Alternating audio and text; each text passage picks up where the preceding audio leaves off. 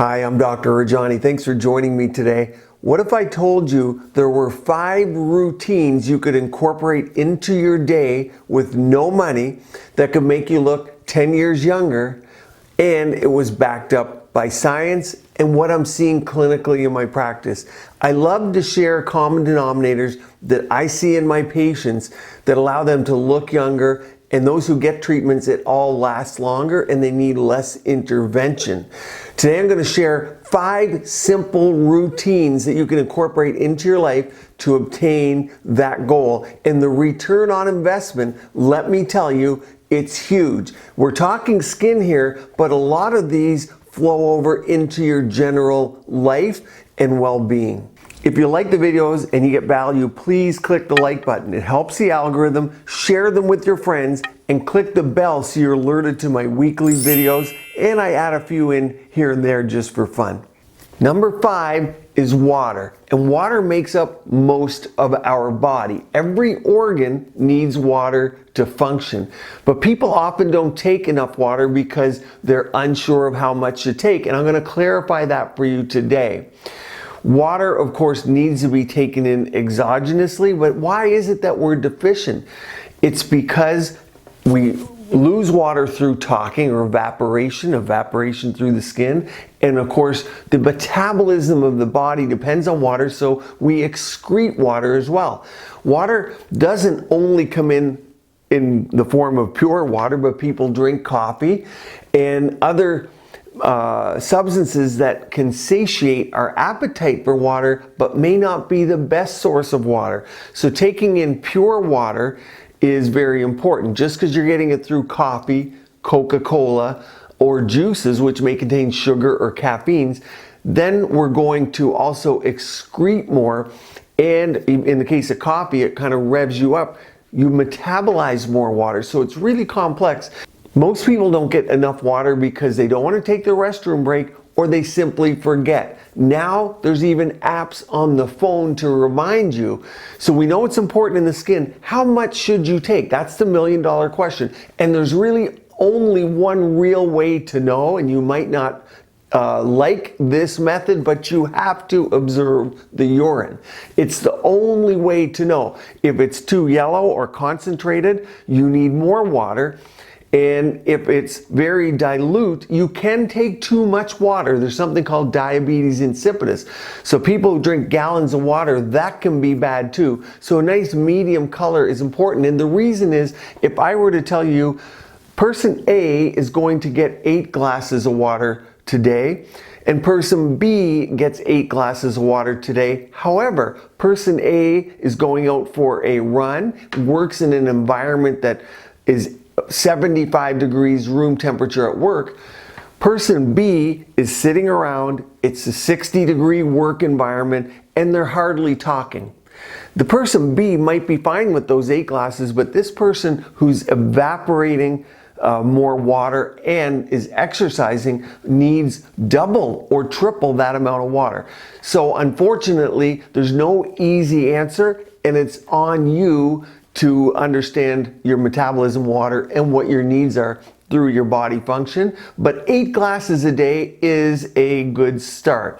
A lot of times the recommendations for females is somewhere around 10 to 11 glasses of water. But again, it's absolutely key for beautiful, healthy, vibrant skin. Number 4 is a skincare routine. It sounds simple, and it can be. It does not need to be complex, but you need to have a routine that's correct for your skin. The basics are, number 1, cleansing the skin, getting rid of pollutants, cleaning the pillowcase, and removing makeup at night.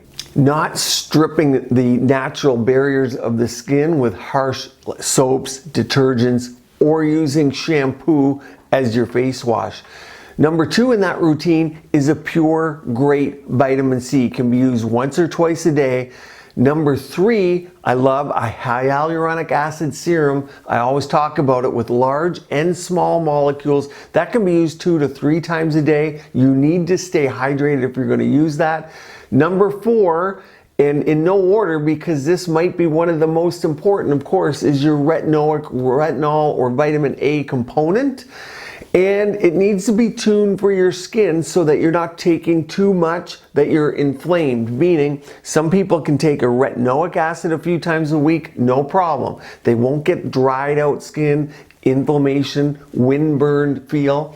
Other people need a retinol, and that is the one step down from the retinoic. And they can take that all week long, and other people can take one of those, but maybe only once a week. It's okay. That's your individual dose. Again, a little bit of work on the part of the patient, but a retinoic is very, very important for beautiful skin.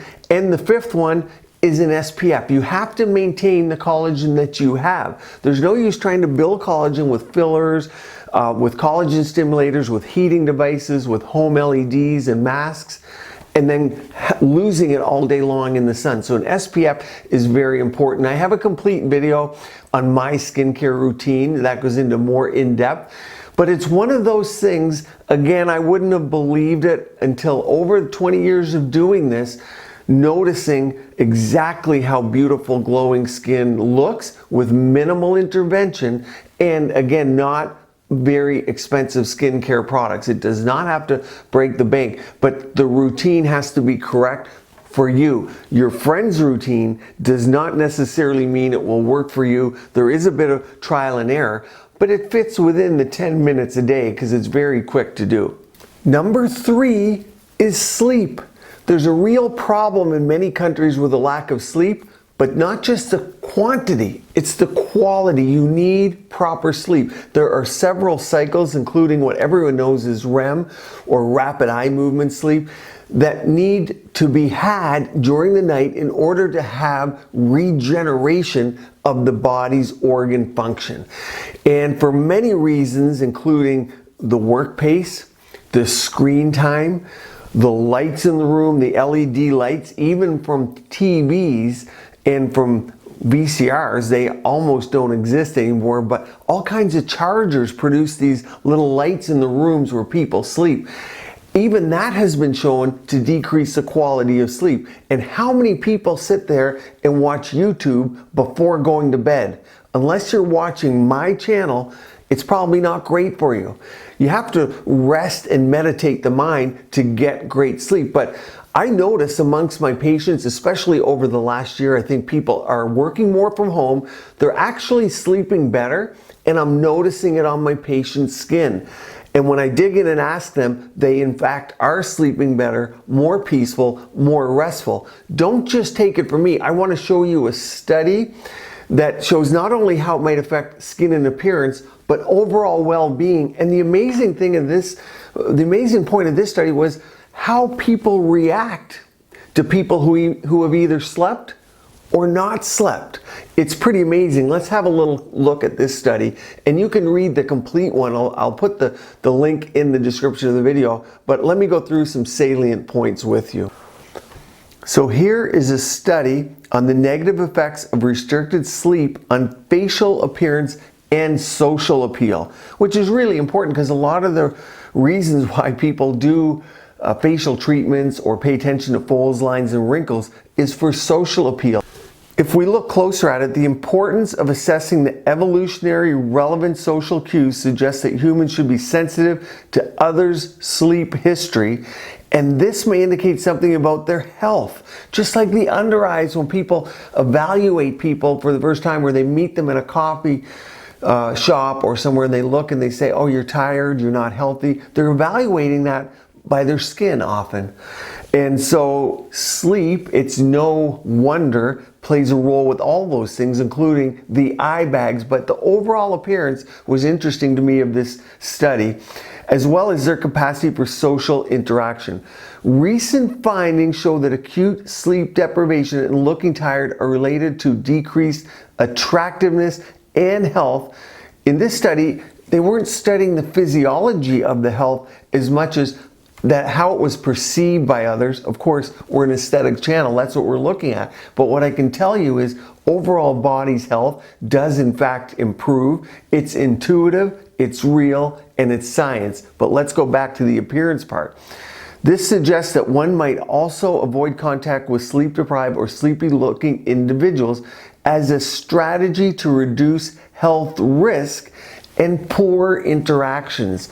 So that's kind of the theory as to why, and it absolutely certainly makes sense, and you can take that to other levels of life, but the subtleties like this are often needing study so that it can be proven and some of the variables removed, because we know you're walking down the street, there's certain people you avoid for different reasons, but it's interesting that sleep would be one that can be seen so translucently. Okay, and what they did, there was two groups of people here. So they took 25 participants, relatively small study, 14 females between the age of 18 to 47, and they were photographed after 2 days of sleep restriction or after normal sleep. And the results had showed that the raters were less inclined to socialize with individuals who had gotten insufficient sleep.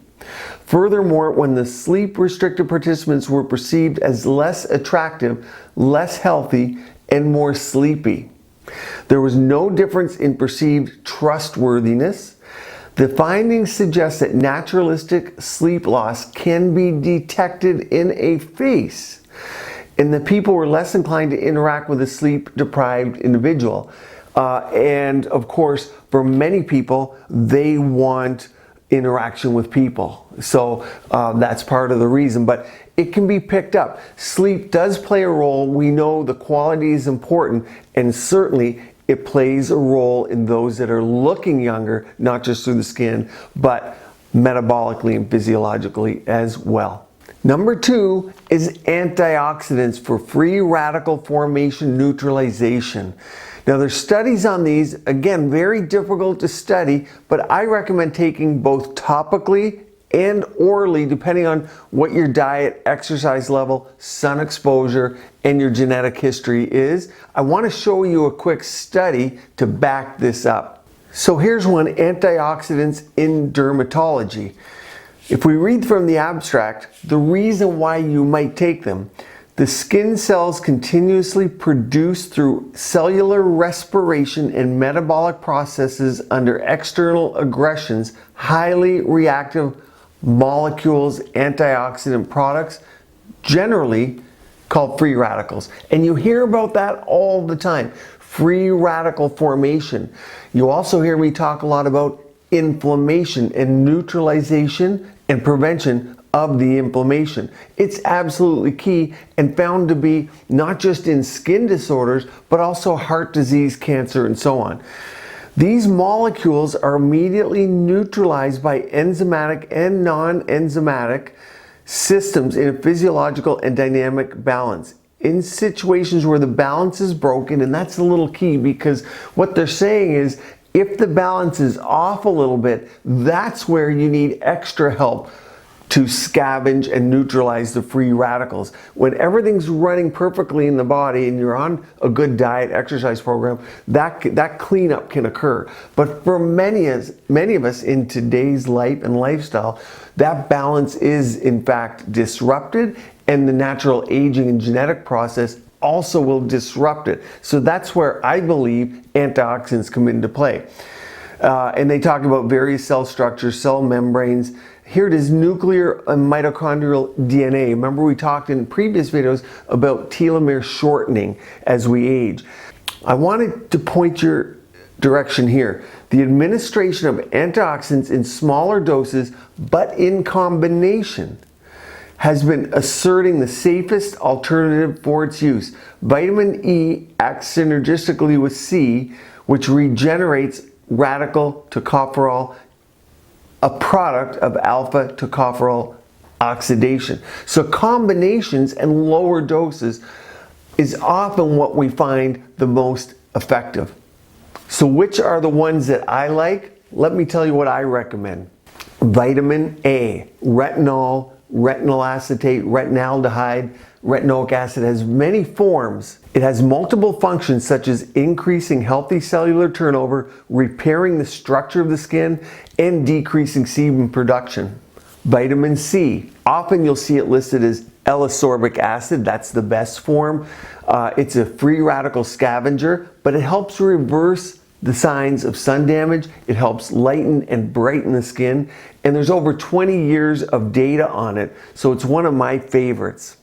Vitamin E, or tocopherol, has been shown even in human research to scavenge free radicals, to stabilize the skin barrier, and it works synergistically with vitamins C, and a lot of times you'll see ferulic added to help stabilize, and there's a synergistic effect there.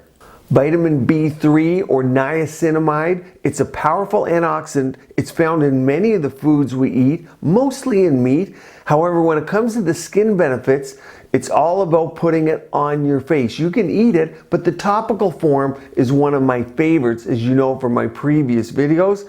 It helps with skin hydration, reducing fine lines and wrinkles, decreasing brown spots, improving redness, blotchiness, and even elasticity. The dosing is key. You do not need super high doses of niacinamide. Even 1 to 2% is all you're going to need in your skincare. Green tea, with its polyphenols that comprise 30 to 35% of the dry weight of the green tea leaf, it has multiple antioxidant effects, including anti-inflammation, anti-carcinogenic, and it decreases collagen breakdown. Remember, we talked about the MMPs, matrix metalloproteins, so green tea is a favorite of many, including mine. Resveratrol.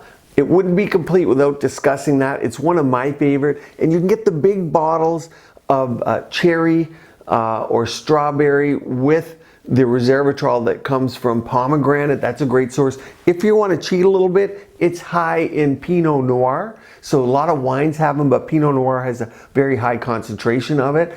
But resveratrol is one of the most powerful antioxidants that we have. You're going to see more and more skincare products come on the market that have it, but I like it both topically and orally is probably even more powerful. The final routine can take a little bit of work, but it's having a passion. Those people that have a passion have better looking skin. They age less rapidly.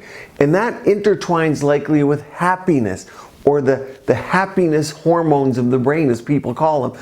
And serotonin is one important one, and people often know it because people take it pharmacologically in the form of what we call SSRIs, or serotonin reuptake inhibitors.